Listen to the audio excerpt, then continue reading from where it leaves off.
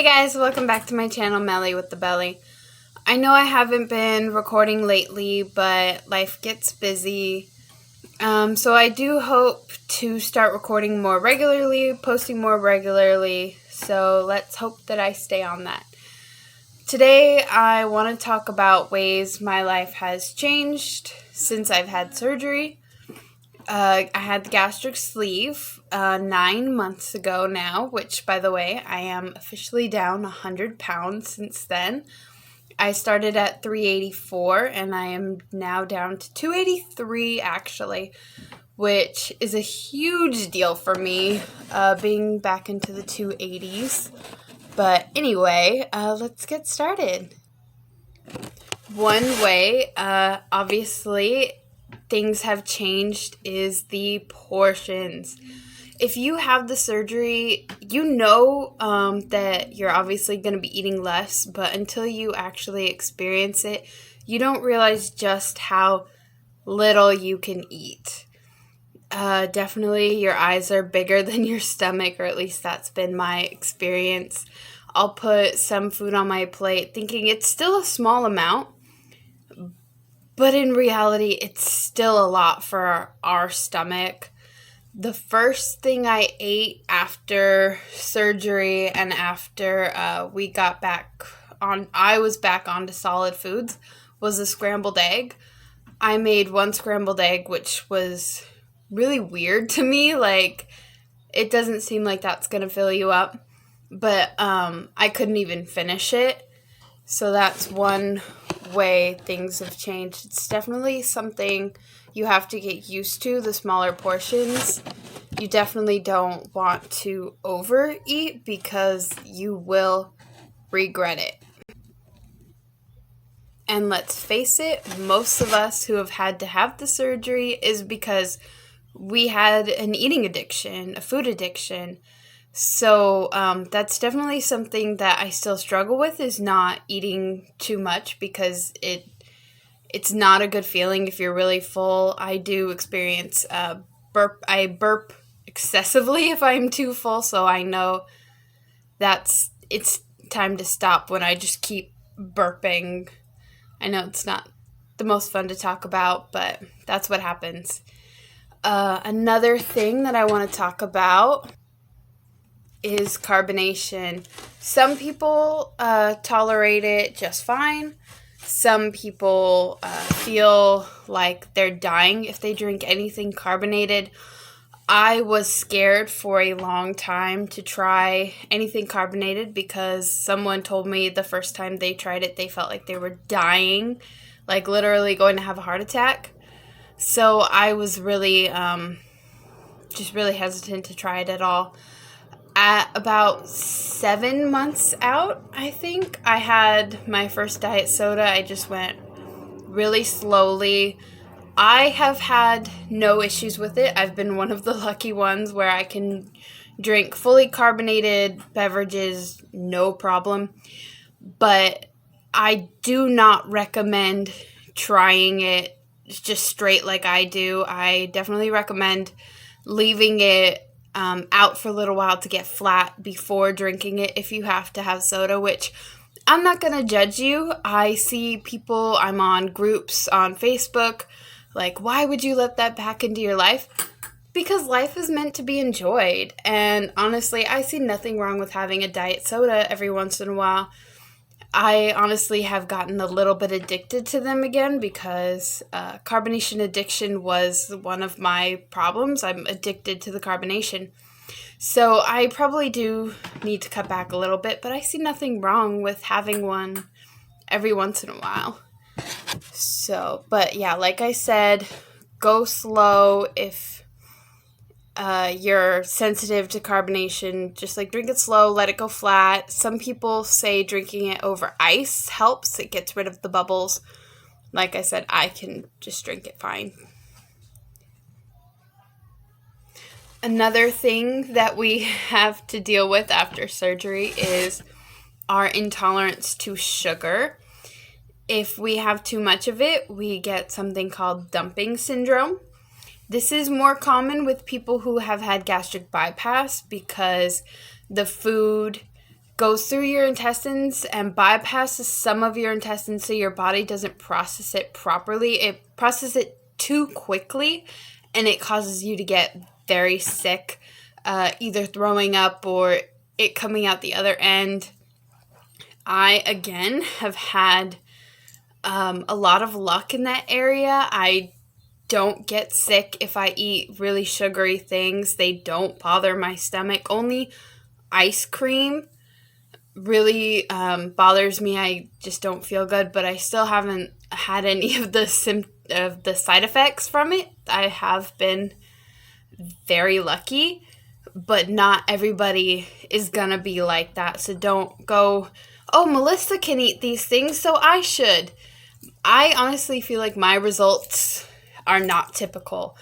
I am in a lot of Facebook groups, and a lot of people can't tolerate certain foods at all, like ground beef or eggs, or just random things make them sick, and I don't experience that.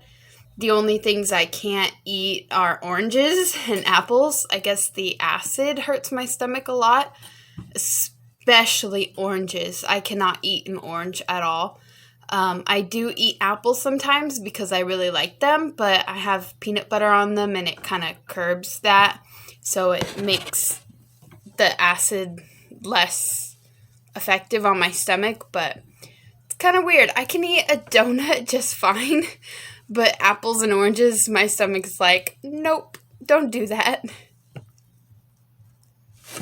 So I have been lucky to only have thrown up once in 9 months, and that's because I ate too much, too fast. I wasn't listening to my body. I was just eating like crazy, and I threw up. But once in 9 months, I told my surgeon, and he was like, yeah, that's nothing. There's some people who throw up like every day. So I have been lucky. I really have. I think I already talked about this on another video a little bit, is drinking water. Definitely cannot gulp it too fast or it hurts. Like I can feel it go down and getting like stuck in here, and I want to die when that happens. It's only happened a couple times because I know not to do it. But yeah, it really, really hurts. So don't gulp water. Another thing that has changed is the vitamins. We will be on them for life, as people know if you've had the surgery. Yeah. And also, I just recently learned why we're not supposed to have gummy vitamins. I was taking gummy vitamins a lot, and I went and got my 9 months labs done, and they're like, all your vitamins are really low. And I told them, I've been taking my vitamins just about every day. And they asked, are they gummies? And I was like, yeah. And she told me that our body does not process them correctly, so they were excreting before my body could absorb the vitamins. So I was taking the vitamins but not absorbing them, so I was kind of wasting my money. So I did get some vitamins, and they do suggest the chewable ones like Flintstones, so I suggest getting those. I couldn't get them this time. I couldn't find them anywhere. Vitamins are really hard to come by right now, honestly. But yeah, that's something that we will be on for life, and if you don't take them, you will end up getting super sick. I do know someone who ended up in the hospital because she stopped taking her vitamins. So just take them. I know they're expensive, but trust me, just take them. Another thing actually that I really hate is when I drink water or eat food, my body makes all kinds of weird noises. You can ask my coworker about this. I always apologize and get really embarrassed, like, oh, I'm sorry, like my body's digesting my food. Or when I drink water, I don't know how to it's kind of like a burp, but not really. And my stomach makes all these weird noises, like it's growling, but it's just digesting the food, and it's really loud. And I don't know why, but it's really embarrassing. She always tells me, like, it's fine, but I don't know. I always get embarrassed. So that's something that has changed. I've never had so many bodily noises before. And the last thing I want to talk about, and it's a big one for me, is the hair loss. I'm not sure when exactly it started, maybe about month 3. Um, it falls out a lot more. My hair is thinning, as you can see. I used to have really thick hair. It may look thick, but it's just curly. I promise. It used to be like really, really thick. Now, not so much. It was like my dad never let me cut my hair. He loved my hair long and thick. Like I had his hair. So, yeah, it's honestly probably been the hardest thing to deal with for me is the hair loss, because I think I have that ingrained in my head that my hair is really important. I don't know why. So the hair loss has been hard to deal with. So I wish I could tell you ways to prevent this, but I don't know. I guess it's also like a shock to your system losing all this weight so quickly.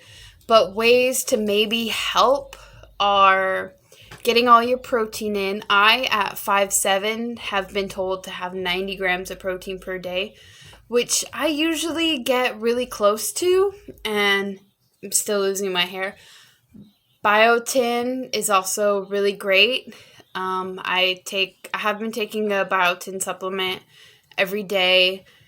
But again, those were gummies, so maybe when I start taking these new vitamins that I got, that'll help. But yeah, hair loss has been really big for me. I love my hair. So,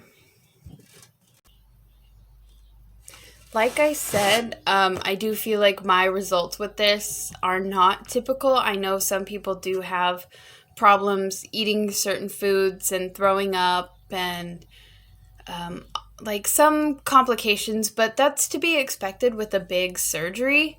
So I would tell anyone that's struggling with their weight, morbidly obese, that I do suggest it if you've, tried to lose weight before and you just can't.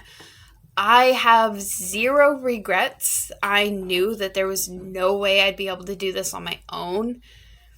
So if you have any questions, you're thinking about getting the surgery, please feel free, reach out to me. If you don't want to do it in a comment, you can find my Instagram, mellybelly.gotsleeved. It's mellybelly_gotsleeved, and you can DM me, and I will definitely answer any questions you have. So yeah, that's basically it. Thank you for watching, and I do promise next week I am collabing with one of my friends, Life with Jeanette. We will be making some videos, and I will be posting those, so watch out for that. Thank you.